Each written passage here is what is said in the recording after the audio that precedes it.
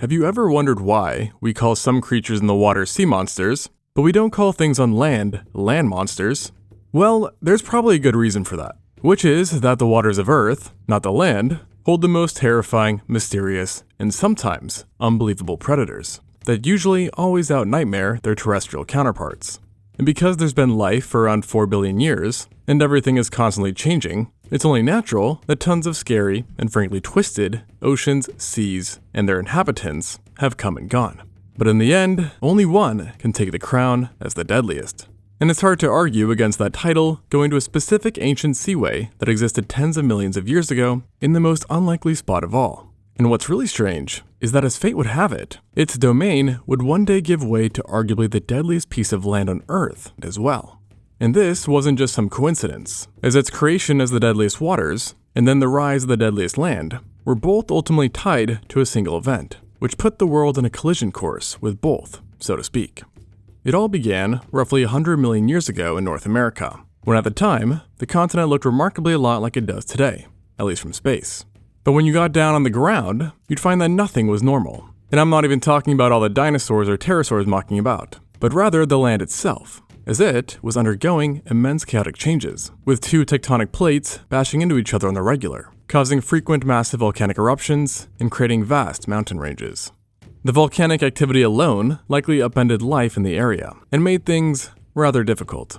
But it was really the changing the land itself that threw a wrench in the timeline, as while the 2 plates were colliding, they created a massive basin that ran vertically down much of North America. Now, typically basins always have an impact on the environment, yet this time around, things were a little bit different, as everything else about North America supercharged just how terrifying it turned out to be. For starters, the continent was less elevated at the time, and the world in general was way hotter, resulting in water levels being higher than normal. These 2 points combined resulted in mainland North America eventually being invaded by water, which began in the north with the Arctic Ocean rushing down through the basin where it eventually connected with the Gulf of Mexico, thus effectively slicing the continent in 2 and creating the Western Interior Seaway, which in my opinion is the deadliest body of water the Earth has ever seen. At its greatest extent, this seaway measured some 600 miles or 970 kilometers wide, and was over 2,000 miles or 3,200 kilometers long. And yet, it was remarkably shallow, only having a maximum depth of 2,500 feet or 760 meters. Now yes, that's still uncomfortably deep as far as swimming goes, but for its measurements, it was basically as thin as paper. And to really drive this home, 6 lakes on Earth right now have it beat in the depth department, and the Mediterranean Sea has a max depth almost 7 times greater, which thus makes you wonder, how could there be any sea monsters? However, it was this extreme shallowness of the Western Interior Seaway that largely resulted in an explosion of monsters, as it led to a large percent of it being shallow, warm, and sunlit, resulting in booming coral reefs and highly productive epipelagic and mesopelagic zones. Then, on top of it virtually being all tropical shallows, it also acted like a mega watershed, collecting runoff from both of the new island continents it created, Laramidia and Appalachia. This diluted the waters, but it also led to a lot of resources being dumped in, making the soup even more hardy for life, or so you could say. And this isn't even factoring in the gobsmacking amount of environments the seaway birthed, as besides coasts, you now had the new addition of lagoons, wetlands, marshes, deltas, and more. All of this combined was like roids for life, and it didn't take long until, simply put, you could find every monster you wanted on demand in their final forms, and thus leading to its loving nickname, Hell's Aquarium, if that's any indication for you. For starters, reptiles were largely represented by multiple giant mosasaurs, some of which were the largest of their kinds to ever live, and they were in many ways the head honchos of the seaway, and went after just about anything they could catch thanks to their titanic skulls, jaws, and chunky teeth, which were perfectly designed for cutting through massive bodies. The most famous, of course, was the Mosasaurus hoffmanni, but it wasn't actually the most common face, with that title going instead to the near equally giant Thalassophobia, as well as the smaller Platycarpus and Clydastes. However, because the seaway was just so abundant, Mosasaurs ended up being not the only apex predator you had to watch out for, as large, hyper-predatory sharks also called the water's home, who often can measure 5 meters or 16 feet long, and in some genera could even outsize the biggest great whites ever recorded. And thanks to their teeth, speed, and sheer aggressiveness, it actually seems that in a few cases, these sharks ended up becoming much more troublesome for certain life than the mosasaurs were. So with giant mosasaurs and sharks to worry about, this alone would be enough for most to get the picture not to take a dip here. And still, the list of killers remain long, as giant carnivorous fish were plentiful too, who weren't only quite ugly, but could also gulp down man-sized prey whole, not caring about what you were, as long as you fit down its throat. And then on top of that, you even had krakens, i.e. cephalopods, to worry about as well, as it was in this relatively small sea that the largest cephalopod to ever live emerged, the Parapazosia, which weighed up to 1.5 tons. In other words, nearly 3 times heavier than the colossal squid, our biggest tentacled friend of today, which also makes this the largest invertebrate of all time. This being said, of course not everything that called these waters home were necessarily giant hunters, as there were plenty of plesiosaurs around that preferred smaller fishes, as well as giant sea turtles that weighed 3 tons but were rather chill, enjoying smaller sized fish and jellyfish. And then you also had a lot of animals that you could still expect to find in seas to this day, like obviously a diverse range of fish, other cephalopods, corals, algae, and so on.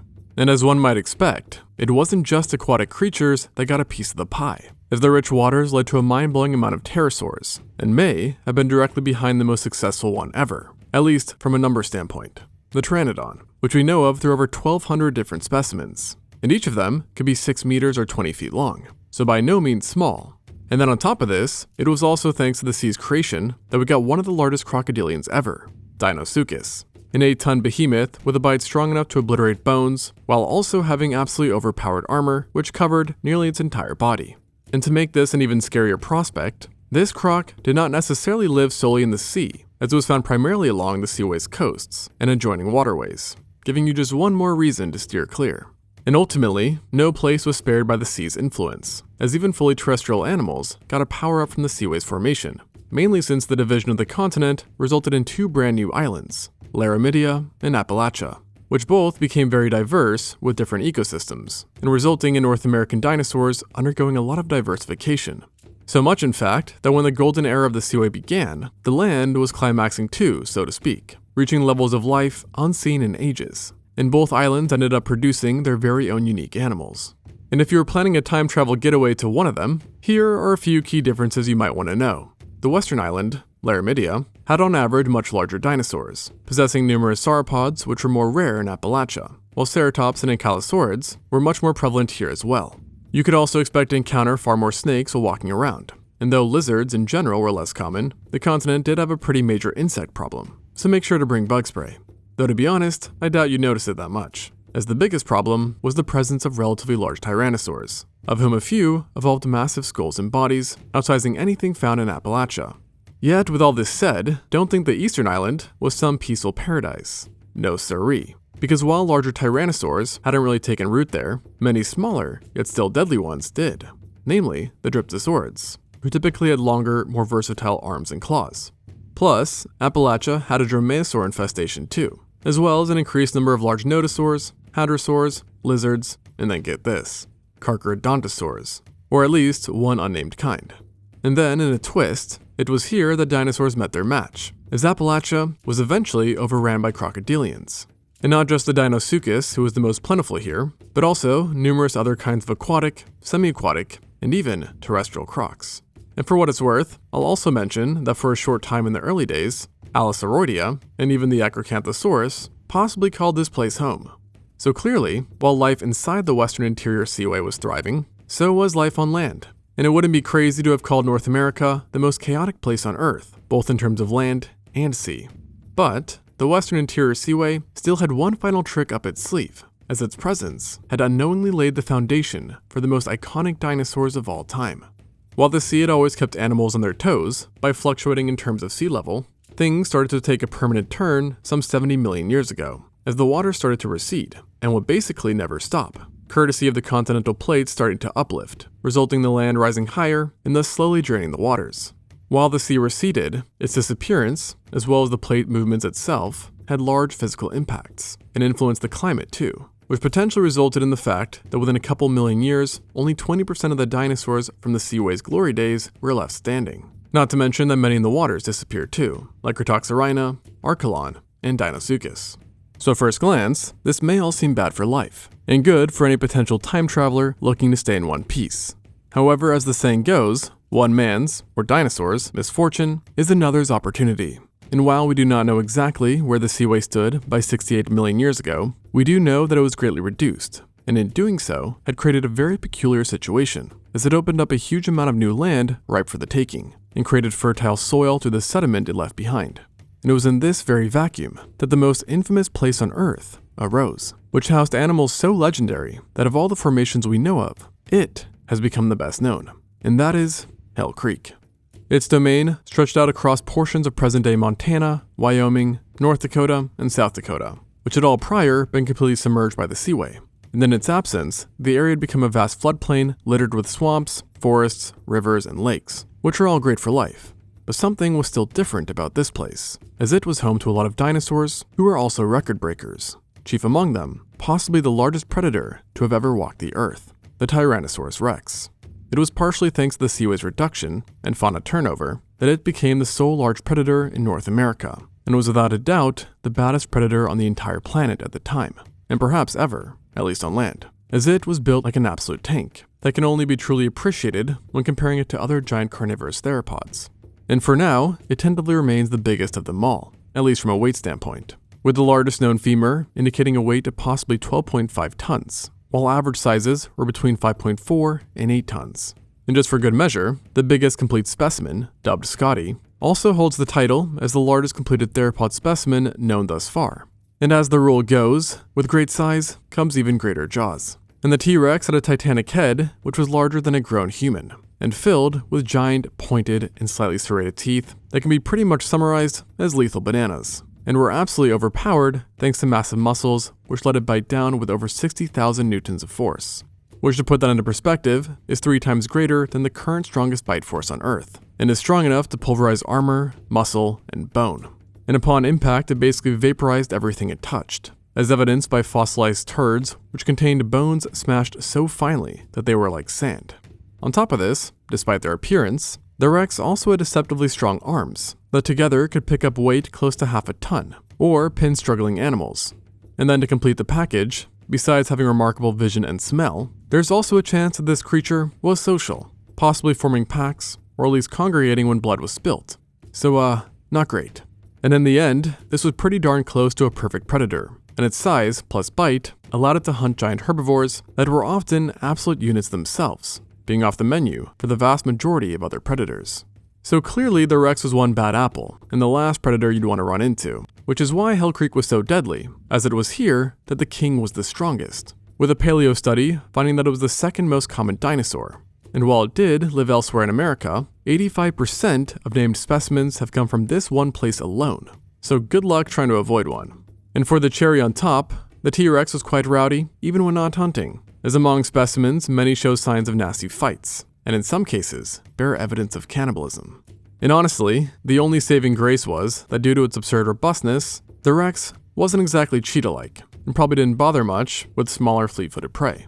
But don't you worry though, because while the Tyrannosaurus was the sole giant killer, Hell Creek was home to a lot of little killers too, relatively little that is, one of which may not have been so unrelated to it, the Nanotyrannus, a much faster and nimbler predator, but who was still uncomfortably big, hitting a maximum of 1.5 tons, and likely hunting things more close to our size, if you get my drift. Now, you may know that it's not really agreed upon what exactly this little nightmare was, as some say it was a juvenile T-Rex, while others think it was a unique genus. But frankly, I don't know if that really matters, because regardless of its true nature, it was still deadly, swift, and upended any potential peace for smaller animals. And then, in addition to many tyrants, you also had to reconcile with the fact that Hell Creek was a haven for raptors. Ironically, the one that we associate most with the T-Rex, the Velociraptor, was not present in Hell Creek, as they didn't even live in North America, but instead, we had other raptors, which were honestly much more scary, with the most common one being the Acaroraptor, who did actually happen to be very close related to the Velociraptor, but was slightly larger, measuring up to 3 meters or 10 feet long, and weighing the same as big Bernese mountain dogs. Like others of its kind, it was armed with lethal sickle claws and a light build, granting it both speed, agility, and deadliness. And what's more is that, like the king, this guy had a nasty bite, just for very different reasons, seeing that its serrated teeth were backed by a relatively weak jaw, resulting in applying weaker, yet rapid bites to slash, cut, and incur blood loss in prey. And let's just say, this seemed to do the trick, as it ended up being one of the 8 most common dinosaurs in the area. And then on top of this, while rarer, you also had to worry about a much greater nuisance, but still of the same category, the Dakota raptor. This fellow dromaeosaur was built a bit like the Acaroraptor, having light springy bones. The thing is though, is that it was absolutely massive for a raptor, measuring up to 6 meters or 19.7 feet, and weighing a bit more than even a grizzly bear. And of course, when you supersize a raptor, you get supersized claws too, with its being as long as a large chef's knife. So, about 9 inches from top to bottom, allowing it to pierce extremely deep into prey, puncturing and destroying vital organs. And what's more, is that its flexor tubercle, the part responsible for wielding the claw, was built in a way which indicated that it may have had the greatest slashing power of any dromaeosaur. The only good news here, for herbivores and time travelers, is that recently, there has been a debate on if this predator had even existed, as some paint it to be chimeric. In other words, the bones that make it up may have come from more than one animal. But regardless, this still means these bones came from something. And the other raptors sure seem to have their own fair share of scandals too, as while another one, the Sarnatholestes, definitely existed, no one is certain if it survived long enough to see Hell Creek or had died earlier. And hopefully it's the latter, because frankly, the area did not need any more predators, because among the ones that did exist, there was already plenty enough carnage. And yet, you do not become the scariest land on Earth with just deadly carnivores. You also need equally intimidating herbivores, which is what you definitely got in Hell Creek. And I mean that to the fullest extent, as literally the average Joe in the area was the Triceratops, one of the largest ceratops, if not the largest, to have ever lived. To get a good idea of what this beast was like, imagine an African elephant, but more robust, meaner, and equipped with 2 pointed horns and a massive shielded head. Now, you have some semblance of what you're dealing with, and most predators can only dream of taking one of these guys down, with the larger ones sometimes weighing 10 tons. And even for the king himself, the T-Rex, they were no joke, with each of their 2 enlarged horns measuring over 3 feet or 1 meter long. And the Triceratops is actually the only dinosaur with direct evidence of having injured a T-Rex. And even amongst themselves, their brutalness was shown, as 14% of all specimens had damage to their heads, reflecting intraspecific competition. Additionally, it was also joined by the nearly equal giant Torosaurus, which just added that much more spiky horns to the neighborhood. Now, any formation would be iconic for having just one of the largest ceratopsids ever, but being big was simply the norm here. I mean, just ask the Ankylosaurus, the heaviest ankylosaurid ever discovered. This biological tank was armed, or rather armored, to the teeth, possessing bony osteoderms that were wider than dinner plates and covered most of its upper body, providing immense defense and heft. And while it was quite a bit smaller than the T-Rex or Triceratops in both length and height, it still gave them a run for their money in weight, with the largest clocking in at 8 tons. And it just so happens that it was also joined by other very armored and robust ankylosaurs, such as the Denversaurus. But what really made the ankylosaur so special, and an absolute menace, was its tail, or rather, what lay at the end of it, as it had 2 monstrous osteoderms that formed a hulking club, that was then powered by flexible yet strong muscles that resulted in it being swung with greater forces than 370 professional baseball players swinging a bat combined.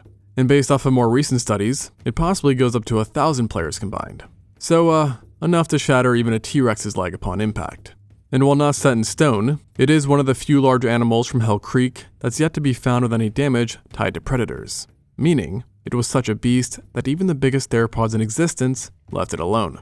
And even the stereotypical dinosaur punching bag of the land, i.e. hadrosaurs, would have been in most cases an untouchable unit, as here we had the Edmontosaurus.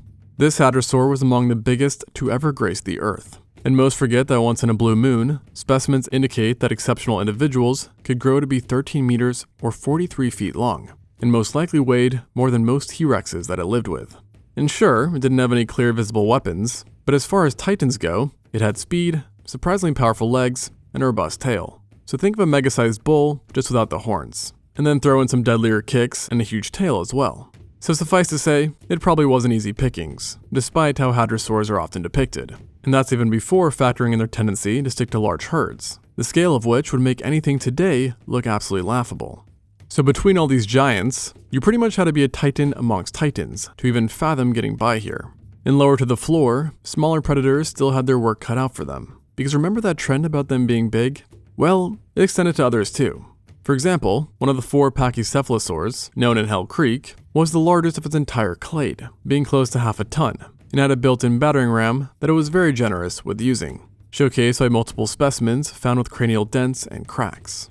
There was also a good amount of unusually big oviraptors and ornithomimosaurs too, who often go forgotten about, but were quite diverse. The most notable among them being the Struthiomimus and ExtinctZoo, who interestingly enough were not predators, but rather herbivores or omnivores, with both being heftier than your typical human, but considerably faster.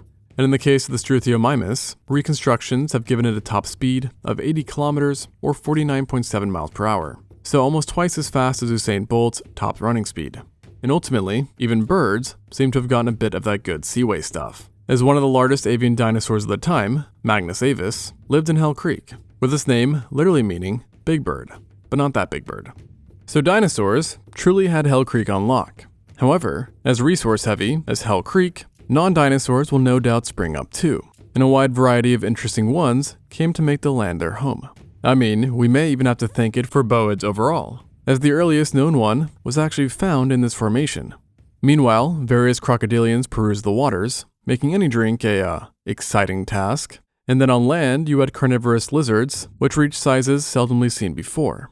In one genus was the Paleosanoa, which can only be summed up as a Komodo dragon looking like carnivore, but was in reality much more related to the Gila monster, and possessed literal shark-like teeth which helped it shred prey apart. And still, I'd rather have dealt with it than the true dragon of Hell Creek, the Inferno Dragon, or literally, dragon from hell.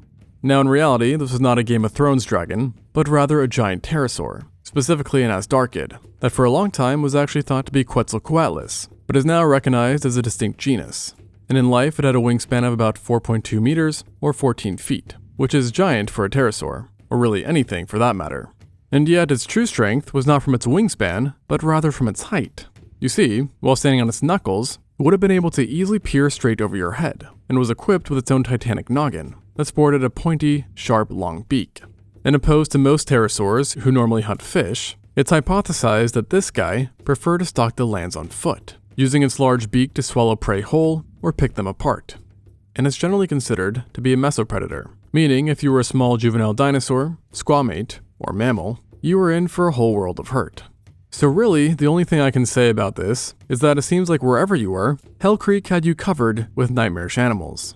But perhaps the cream of the crop is something which may confuse you, because it is a mosasaur, the Hell Creek mosasaur.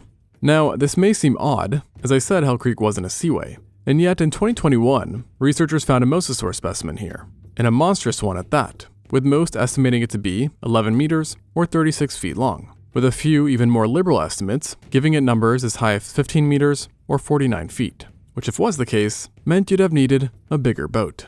And some have even tentatively called it a Mosasaurus hoffmanni, but for now, at least officially, it remains indeterminate.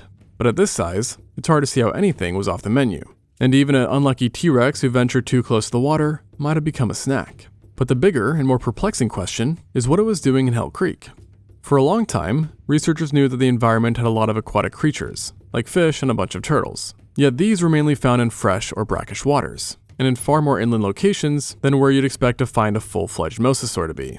So this has led to some differing hypotheses, none of which are currently verified. The most extreme of which is that this behemoth represented a population that learned to coast into brackish and sometimes even freshwater from the seaway further south. And another proposed idea is that it was simply a lone individual that had accidentally found itself far more inland than it should have been. After all, while not the seaway, Hell Creek was still connected to it through its water systems. But none of these ideas are turning out to be very strong, and some have completely gotten rid of the notion that it died in brackish or fresh water, with another, more supported hypothesis being that the seaway's demise wasn't as straightforward as originally thought, meaning that you had some episodes where waters would rise again, giving Hell Creek some pretty interesting coasts. But whatever the case, I think the point remains that Hell Creek definitely earned its infamy, which thus leaves us with a final question, and that is, how do you fix a place where virtually every animal has become legendary enough to obtain icon status? Well, it turns out that you give it a good old factory reset by lobbing a giant space rock at it. Thanks for watching, and until next time on ExtinctZoo.